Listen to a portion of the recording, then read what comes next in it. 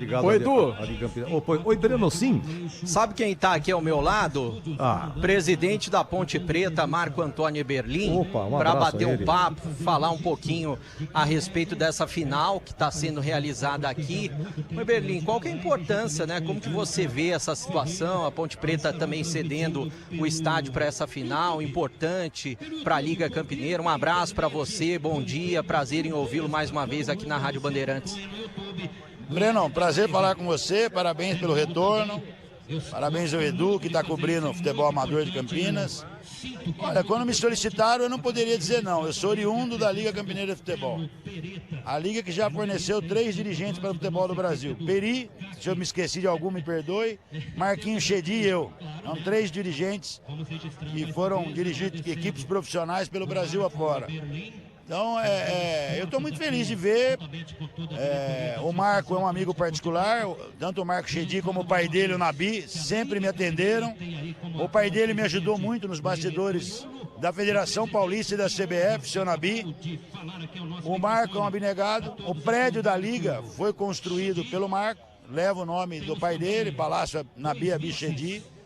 Então, eu só vejo com alegria realizar dentro do estádio Moisés Lucarelli uma final do campeonato amador da Liga Campineira de Futebol, a maior liga de futebol do Brasil.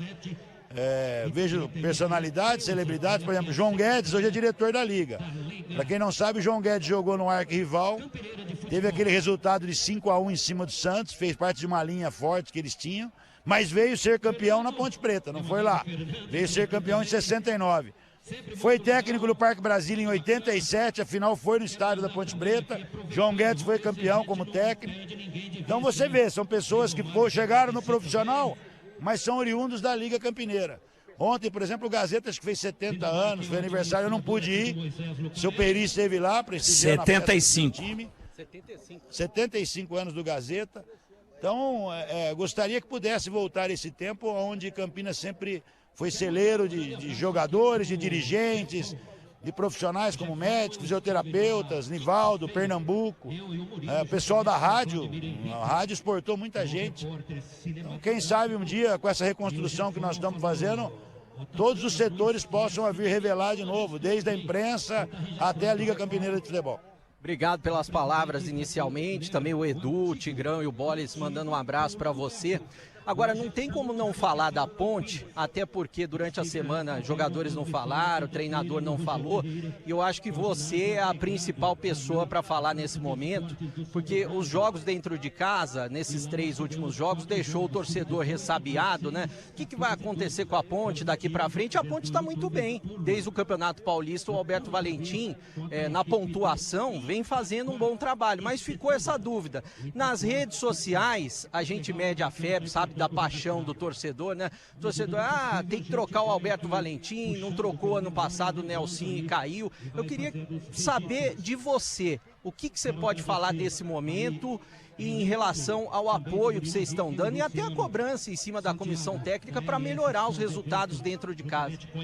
A cobrança na Ponte Preta, para quem dirige a Ponte, ela é constante.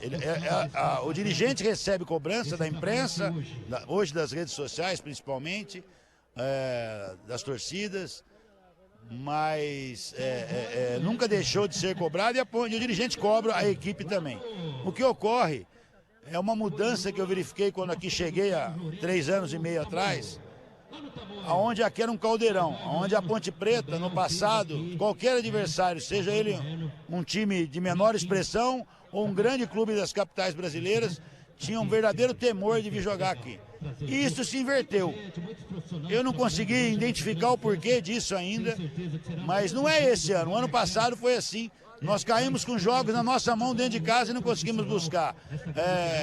Nós tivemos dificuldade em jogos dentro de casa que todo mundo hoje a Ponte ganha e a Ponte acaba perdendo. O que eu identifico é um receio muito grande do jogador que vem para a Ponte de jogar aqui no Moisés Lucarelli. Não deveria ser assim. A gente trabalha, conversa com os jogadores, mas a gente sabe que o temor de não ir bem diante do nosso torcedor ainda é grande. Então, trocar treinador é se eximir de culpa minha, do João Brigatti, que trabalhou na montagem da equipe. Trocar o treinador é fácil, muito fácil. Tá? Quem garante que eu vou trocar o treinador e vou ganhar os jogos em casa? Quem garante que se eu trocasse o Nelsinho eu não cairia? Tá? Sem contar o endividamento. Ah, mas caiu, o endividamento foi maior. Esse negócio de troca é quando você quer fugir de responsabilidade. Eu, como nunca fugi das minhas, tá? Se eu entender que um treinador não está bem, eu troco sim. Mas é difícil você verificar isso. Até porque o nível deles hoje é mediano.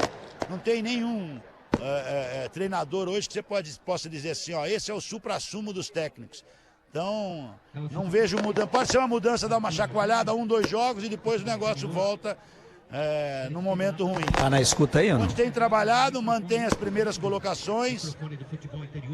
Os jogadores sabem que eles vieram para cá para levar a Ponte de volta para a Série B. Nós estamos tirando jogadores que não estão sendo utilizados, até para diminuir nossa folha. E estamos de olho para trazer agora na janela 3 ou 4 peças para deixar a equipe competitiva para as fases finais da Série C, e o intuito nosso é subir. A Ponte vai fazer tudo, a comissão técnica está fazendo tudo. O que se orienta é que quando vem a crise, quanto mais falar, mais crise, tá? É difícil hoje. Se a gente pega sempre um Valdemir, um cara experiente, você pode até usar para trabalhar, para trazer a torcida de volta. Mas nem sempre é assim. A juventude hoje... a rede social falou isso, a rede social falou isso. A rede social não estudou para comentarista, não estudou para narrador, não estudou para repórter. E muitas vezes você acaba pegando uma deixa, como você fez agora, usando o termômetro das redes sociais. É fácil, porque aí te dá ibope. O Breno perguntou o que a rede social fala. Aí eu falo, poxa, cadê aquele Breno que eu conheci? Mas é que a cobrança também, Eberlin, a cobrança é grande. Você sabe que a torcida da Ponte Preta é torcida de time grande. Você chegar aqui líder do campeonato e perder um jogo, o cara vai cobrar. Mas tem que cobrar, Breno. Eu não disse que não tem que cobrar. O que eu estou te dizendo é o seguinte, infelizmente para a Ponte Preta, 90% das redes sociais não vêm no estádio. 90% das redes sociais não compram uma camisa da Ponte. 90% das redes sociais não são sócios da Ponte Preta. 90% das redes sociais não frequentam as paineiras. 90% das redes sociais não passam 4 vezes ao ano na porta do estádio Moisés Lucarelli. Então os que eles sabem são de ouvir dizer de algum botequim e de algum clube social de Campinas. Então, eu não posso. No começo eu ficava extremamente irritado com isso. Simplesmente sair das redes sociais, e eles têm o direito de ponderar até o momento que não ataque o lado pessoal das pessoas, o meu de qualquer um lado honesto, o lado de caráter, porque aí eu respondo nos rigores da lei. Mas eu não posso dirigir a Ponte Preta com termômetro de rede social, isso não existe. Antigamente você parava no bar do bairro tal, tem que chegar lá 6 horas para poder discutir futebol com o Breno. Hoje o cara corre para casa para sentar na poltrona, pegar o WhatsApp, entrar no grupo, sentar a madeira. Faz parte do folclore, do futebol, da vida do brasileiro que gosta de futebol. Então isso extrapola às vezes o salário está atrasado. A Ponte não atrasou o salário desde o final do ano passado. A Ponte tem todos os bichos rigorosamente em dia. Se não me engano, eu devo só o bicho do jogo contra o Náutico. Tá? A Ponte está organizada, a Ponte está se reconstruindo, a Ponte está fazendo um CT maravilhoso. Tá? A Ponte Preta jamais seria de imediatismo, a Ponte Preta é para futuro.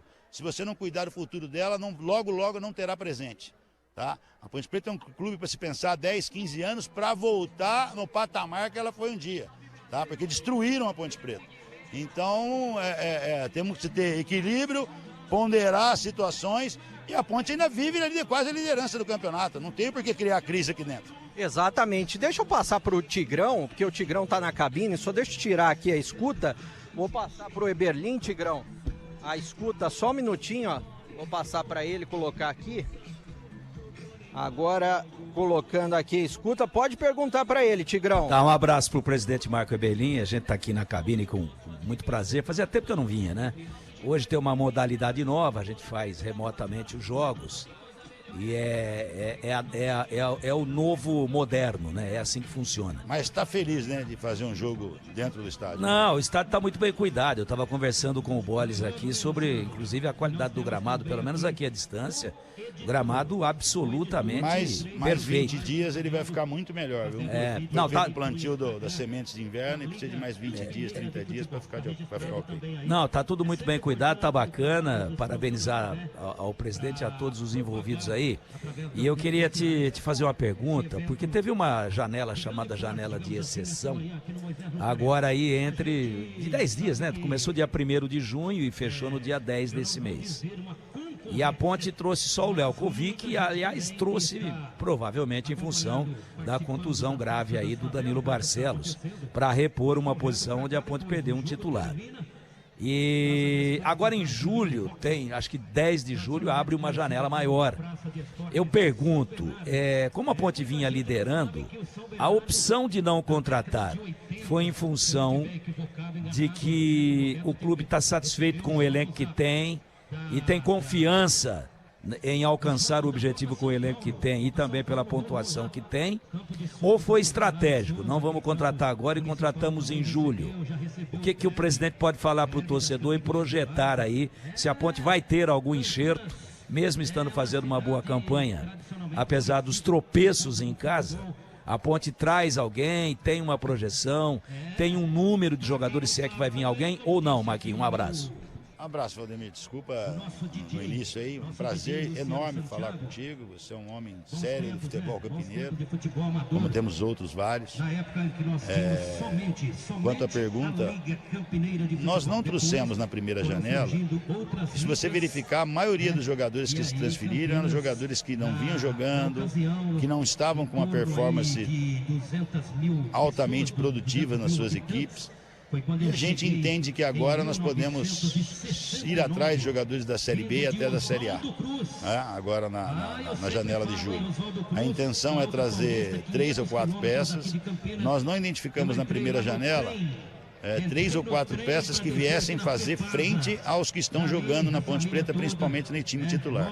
A gente pode ser que traga e não venha fazer frente, vem aqui e não corresponda, mas a ideia é que venham para disputar a vaga de titular, para criar assim, competitividade entre eles, para que a gente possa fazer uma reta final de campeonato forte. Então, desde o começo, o planejamento era se contratar. Poderia ter sido na outra janela, mas nós não identificamos ninguém que poderia acrescentar um must, algo a mais aí, muito maior, né, na equipe da Ponte Preta. Marquinho, essa questão da performance em casa, que claro que preocupa, em 3 jogos últimos aí, a Ponte ganhou 1 ponto apenas, empatou aí o último jogo, tinha perdido os outros 2. E não foi só isso, não, nos jogos que venceu, ela também sofreu para vencer, viu? Sofreu. Agora, fora de casa, tem uma estratégia de jogo, onde o time marca muito bem, tem um sistema defensivo sólido e tem tido muita objetividade, né? E às vezes, inclusive, agradando. Eu acho que o melhor jogo que a Ponte fez foi em Itu, ganhou lá no finalzinho, mas tinha criado 3, 4 oportunidades. Itu e nos aflitos também foi bem, né? Aflitos foi bem também. Agora, por que é que o time jogando em casa, quando ele joga fora e é agredido, o adversário por obrigação tem que sair um pouco mais, aí a Ponte tem mais espaço e joga. E quando ela tem que propor, a gente percebe isso, que o adversário marca com linhas baixas, ela tem essa dificuldade que ela não encontra fora de casa, até porque tem mais espaços. Agora, o que fazer? Você não é o treinador, mas você não esconde de ninguém que conversa com profundidade com todos os treinadores que trabalham na Ponte a respeito de futebol, com o João, com a comissão técnica toda. O que fazer, além do lado emocional que você já citou aí, de que parece que o jogador chega aqui e fica preocupado com a torcida, com o clima, com o estádio, deixa de utilizar o estádio como aquele alçapão que sempre foi um grande aliado da Ponte. Taticamente, o que fazer, Marquinhos? Olha, Valdemir, eu já conversei isso com a comissão técnica e volto a insistir. O principal da Ponte em casa é o mental. Eu nem gosto de falar isso, porque nunca entrou na minha cabeça que o jogador, eu não estou sentindo o jogo, o jogador não sei o que está insatisfeito com o treinador. Mas hoje eu vejo que essa parte mental, atualmente no futebol, pesa muito. Você vê nossa equipe jogando em casa, uma lentidão nos toques de bola, na saída de bola, nos passes. Por que essa lentidão? Porque um passe mais lento, mais próximo, ele é mais, dá maior tranquilidade para não ter erro. Então o jogador acaba não forçando o passe para não errar, com medo do xingo, do apupo da torcida, né?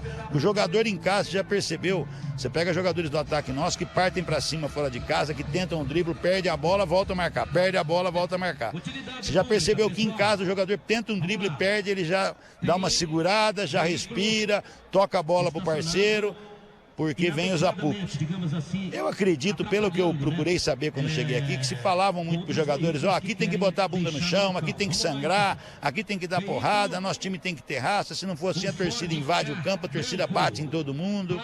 Tá, teve aquele episódio de 2017 aqui, não preciso esconder para ninguém que por diversas vezes antes da minha chegada a torcida arrombava vestiário, arrombava alambrada, estourava, ia nos treinos da Ponte Preta.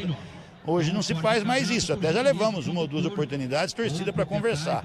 Mas chuva de rojão, pedrada, só contribuiu para que quem venha jogar aqui. Quando você vai contratar, o jogador liga, como é que é a pressão aí? O outro que está aqui fala, rapaz, aqui a semana inteira é presidente, é diretor, é chefe de torcida, é imprensa. O jogador pondera muito para vir jogar aqui, já chega meio receoso. Então nós temos trabalhado isso todo dia. Tem que fazer voltar a valer a máxima, que aqui no Majestoso a Ponte é imbatível. Pô, eu sou do tempo de dirigir a Ponte aqui, Flamengo apanhava, Corinthians apanhava, Fluminense apanhava, Vasco apanhava, Inter de Porto Alegre, Grêmio. Tá? Nós ganhamos num jogo do Grêmio aqui 2-1, se não me engano, o Grêmio acabou passando final num regulamento esdrúxulo, inclusive com o Ronaldinho Gaúchozinho naquele jogo. Tá? Ganhamos de Corinthians, Palmeiras, São Paulo. E hoje é uma temeridade jogar aqui dentro. Nós temos que fazer um trabalho não só com os jogadores, mas com a torcida da Ponte também. A própria torcida, hoje você percebe, quando a Ponte não consegue chegar no gol, ela já fica inquieta, ela não vai, mas ela fica silenciada. Tá? Te dou um exemplo que é a torcida da Ponte. O jogo do ano passado contra o São Paulo, que nós vencemos, acho que por 2-1 o jogo aqui no Moisés Lucarelli. O que a torcida fez aquele dia? 2-0. 2-0 aquele dia ou 2-1? 2-0. Não, 2-0 foi esse ano, né? Não, aquele jogo foi 2-0. 2-0, 2-1 foi no Morumbi, desculpa. Morumbi 2-1, exato. Aí o que acontece? O presidente de São Paulo veio no jogo, me procurou, nem no jogo, ele veio no jogo, nós estivemos juntos, mas foi na federação. Ele falou pro Reinaldo assim, presidente, eu nunca vi uma torcida igual a da Ponte. A Ponte pisou no gramado, a torcida começou a apoiar e foi até o final do jogo gritando na arquibancada, empurrando o time. E muitas vezes hoje você vê a torcida receosa. É lógico, tantos momentos ruins no passado, meus aqui também com a equipe, com as equipes que eu montei, isso vai gerando intranquilidade, a torcida vai mudando, né? Porque ela vai se rejuvenescendo, são torcedores mais jovens que não viram todo o sofrimento que foi no passado, querem viver um presente bom e aí ficam inquietos, criticam. Mas hoje eu percebo que mesmo antes das críticas vem uma passividade. Será que hoje dá? Será que a Ponte vai ganhar? Essa não é a torcida da Ponte. A torcida da Ponte enfrentava o Real Madrid sabendo que era para perder só de 4 e empurrava o time desde o começo. Então nós temos que fazer esse trabalho com o torcedor e também com os jogadores, que jogar aqui é uma dádiva. Jogar ao lado da torcida da Ponte Pretana, não existe torcida mais aguerrida que acolhe o time, um time que lute, como a torcida da Ponte Preta. Então, duas situações que nós precisamos criar, corrigir, para que dê tudo certo. E vai dar certo, Valdemir. Ô Marquinho, deixa eu só fazer uma pergunta, o Bolis aqui na cabine, um abraço para você. Você é um cara sempre muito bem antenado, né? Principalmente nos bastidores. A Ponte vai jogar a 10ª rodada, né? Da Série C. E daqui a pouquinho tem a 15ª e é um derby, né? E é um derby que a gente sabe, né? Não precisa nem falar aqui em relação a isso. A tabela ainda não foi desmembrada. Você tem alguma informação em relação a dia, a horário? Porque o jogo é aqui, né? Contra a Ponte Preta. Não tenho ainda, Boris. E se você tem alguma preferência? Se não me engano, estava marcado para o dia 5. Não sei se confirmará essa data. E eu tenho que pensar atualmente. Eu não posso pensar na frente, né? O derby ainda nós temos praticamente 45 dias. Vamos pensar no Maringá, na Tombense, vamos comer o boi aos bifes aí e deixar para pensar no derby. Eu, pelo menos, só penso no derby na semana do derby. Mas não é nem na questão de pensar se vai ter alguma preparação especial, é realmente sobre data, né? Se o presidente tem alguma preferência no sábado, no domingo. Eu acredito que a Confederação Brasileira tem essa sensibilidade e vai fazer esse jogo no sábado, tenho quase certeza. Beleza, da minha parte, beleza. Valeu, Marquinhos, um abraço, viu? Valeu. Edu, Edu, o presidente tá com a gente aí, quer colocar alguma coisa? Você... Ô, presidente, tá aí no estúdio, né? Então é muito importante obrigado. A sua participação. Acabamos de também falar de Vossa Senhoria, eu e João Guedes. Ele disse que conheceu o seu avô, Pedro Pinheiro. Grande Eberlim. João Guedes foi secretário de Magalhães Teixeira, bravo, hein, Eberlim? Joãozinho é bravo, rapaz. Pô, ele dirigiu na zaga do Parque Brasília Modesto e Adalberto. Pelo amor de Deus. Centroavante, ele teve uma padoca na esquina de casa. Pô, João, Ô, João, você foi dono de padaria também, João? Foi. General Você foi Osório dono com... de padaria? Foi. Foi dono de padaria? Foi uma fria tremenda. Foi. Mas fazia um sanduíche bom, viu, Berlim? Teve uma Bom. padaria, acho que em 2000, por aí. No centro da cidade. General Osório com Antônio Cesarino. Você sabe mais da sua história que você. General Osório com Antônio Cesarino. É. Perfeitamente. Boa, um abraço pro Joãozinho, hein? Padaria ali, eu não sabia que era pão quente, então caí na curiosidade e comprei a padaria, mas depois de 5 dias eu já estava fazendo oração de joelho. É. Pagou todos os pecados. Ô, presidente, queria te agradecer da revista que você nos enviou, muito bonito, parabéns pelas reformas. Agora, você sabe que de vez em quando a gente se cruza, mas não gosto de fazer pergunta. Oi, Berlim e tal. Te cumprimento, você sempre, né, com muito carinho, se dirigindo a gente aqui. A minha pergunta é a seguinte, presidente. Você falou da janela, da próxima. A próxima parece que vai abrir de 9... Deixa eu ver, a janela é 10 de julho a 2 de setembro. A próxima janela. Você falou que 3, 4 pode chegar. Mas a minha pergunta... Duas peças já estão bem adiantadas aí para chegar já no primeiro dia da janela. A posição pode adiantar, Marquinhos? Não? Ah, Edu. Aí não, Bom, né? então minha pergunta é a seguinte. 2 ou 3, 4 pode chegar. Mas também pode sair. A janela não é só para chegar. Pode sair também. Os jogadores titulares só saem da Ponte Preta se os clubes que vierem aqui pagarem a multa. Isso já foi deixado bem claro para todo o elenco da Ponte quando eu montei o elenco em janeiro. O João Brigatti montou e eu fiz a primeira reunião. Mas você aguenta até o final sem sair? Você faz um rolo aí. Você pode vender, mas ele pode continuar. Ah, pode acontecer, mas o elenco vai até o final. Quem saiu agora essa semana... anteontem foi o Darnley, o centroavante, jogou no Paysandu, na Tailândia, não estava sendo aproveitado, pediu para rescisão e nós, por economia, aceitamos a rescisão, pagamos só o salário do mês agora, que a Ponte vai pagar semana que vem, né? E ele foi embora. Mas Matheus Silva, já saiu o Renato, já saiu o Darnley. Saiu o Guilherme. Matheus Silva. Então, conseguiu economizar. Eu não acredito que possa sair mais alguém. Mas tô falando do Gé. Eu tô falando do Gé. Você aguenta o Gé até o final? Se chegar com proposta de 10 milhões, 12 milhões, a gente vai pensar para sair o ano que vem, ou após o campeonato, a gente estuda. Você dá uma aguentada, né? E negocia. Então tá bom, Berlim. Muito obrigado, viu, da minha parte. Um grande abraço. Tudo de bom pra você. Eu que agradeço, Edu. Um prazer grande falar com você. Você é memória viva do futebol da cidade de Campinas e do Brasil também. Imagina. Parabenizo pelo trabalho que você faz sempre. Obrigado. Pouca gente, uma frase até que não é minha, todo mundo fala, mas o homem sem história, né? Quem não olhar para trás, não vê a história, não vai plantar presente nem futuro. Obrigado, Então, o seu trabalho é formidável. Parabéns ao Valdemir, ao Boris que vem aí. Parabéns por cobrir o futebol de várzea de Campinas, que traz um entretenimento gigantesco para camadas de população que muitas vezes não tem esse entretenimento, não tem entretenimento nenhum. Um abraço a todos. Muito obrigado, Berlim. Muito agradecido, viu?